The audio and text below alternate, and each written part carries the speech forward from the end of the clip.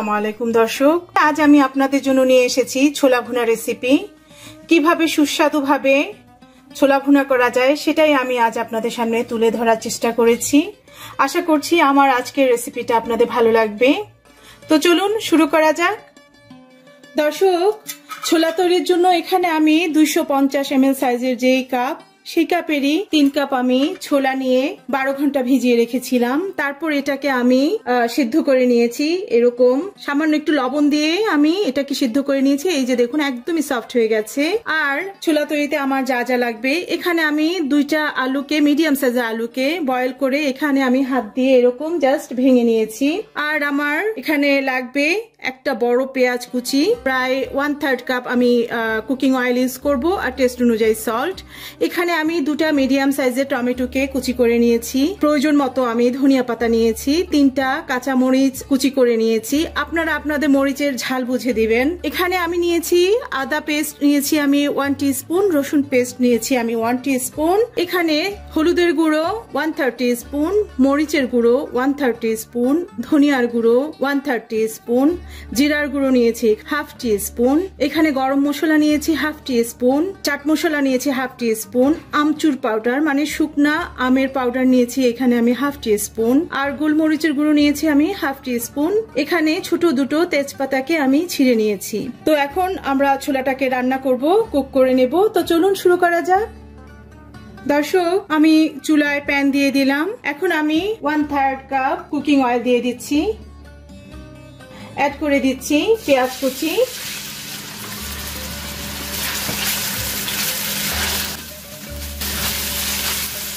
দিয়ে দিচ্ছি তেজপাতা,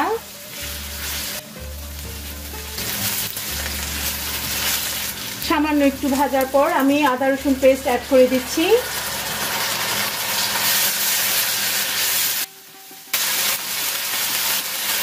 কিছুটা সল্ট অ্যাড করে দিচ্ছি যাতে তেলটা ছিটে আসতে না পারে।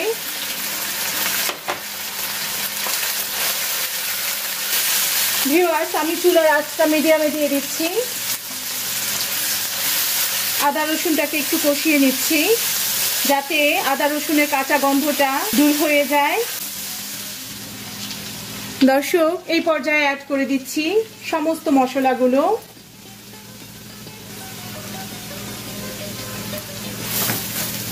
মশলাগুলোকে দিয়ে আরেকটু কষিয়ে নিচ্ছি।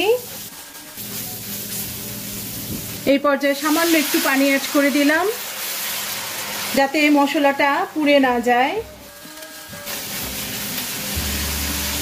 এই পর্যায়ে অ্যাড করে দিচ্ছি টমেটোগুলো।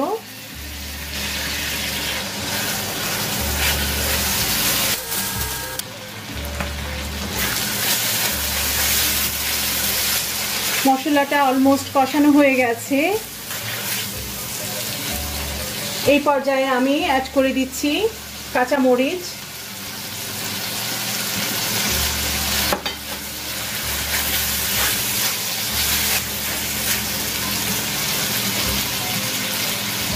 অ্যাড করে দিচ্ছি বয়েলড পটেটো,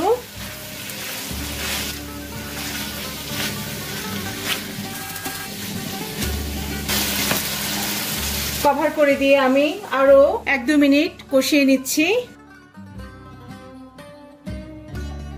দর্শক, ফিরে এলাম 1 মিনিট পর। এখন সামান্য একটু পানি অ্যাড করে দিচ্ছি। আমি মিডিয়াম আঁচে দিয়েই ছোলাটাকে কুক করে নিচ্ছি। এই পর্যায়ে আমি ছোলাগুলোকে অ্যাড করে দিচ্ছি।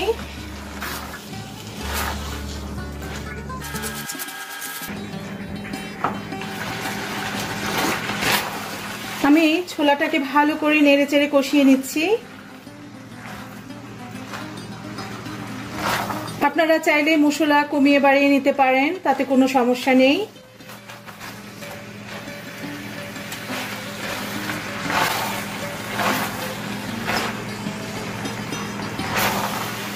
ভিউয়ার্স, ছোলা অলমোস্ট কষানো হয়ে গেছে। এখন আমি এর মাঝে গরম পানি অ্যাড করে দিচ্ছি।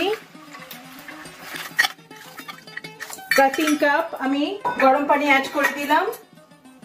ছোলাটাকে আমি ভালো করে মশলার সাথে কুক করে নিচ্ছি।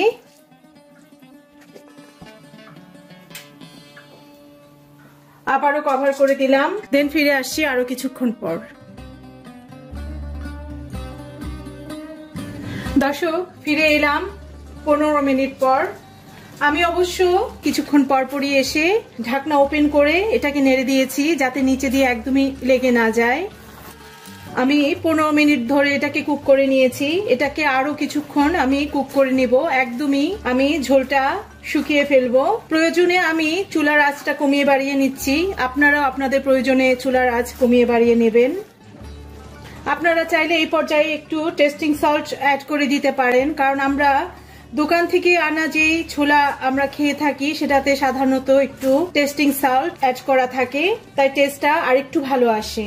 আমি ততক্ষণ পর্যন্তই কুক করব যতক্ষণ না পর্যন্ত পানিটা একটু টেনে যাচ্ছে আর ছোলার নিচে দিয়ে যেন কোনো অবস্থাতেই লেগে না যায়, তাহলে একটা পোড়া গন্ধ বের হয়ে গেলে ছোলার আর টেস্ট থাকে না। সেজন্য খুব সাবধানে রান্না করতে হবে যাতে নিচে দিয়ে লেগে না যায়।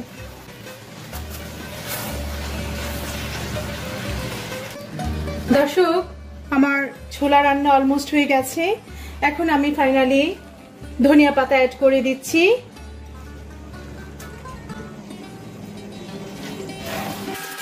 যেহেতু ছোলার মাঝে আলু অ্যাড করা আছে তাই কিছুক্ষণ পর ছোলাটা আরেকটু ড্রাই হয়ে যাবে।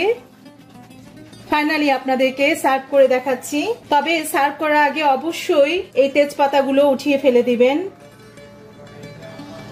তো ভিউয়ার্স, আমি ফাইনালি আপনাদেরকে সার্ভ করে দেখাচ্ছি। দর্শক, হয়ে গেল দারুণ মজার ছোলা ভুনা। এখন এর মাঝে কিছুটা সালাদ অ্যাড করে দিচ্ছি।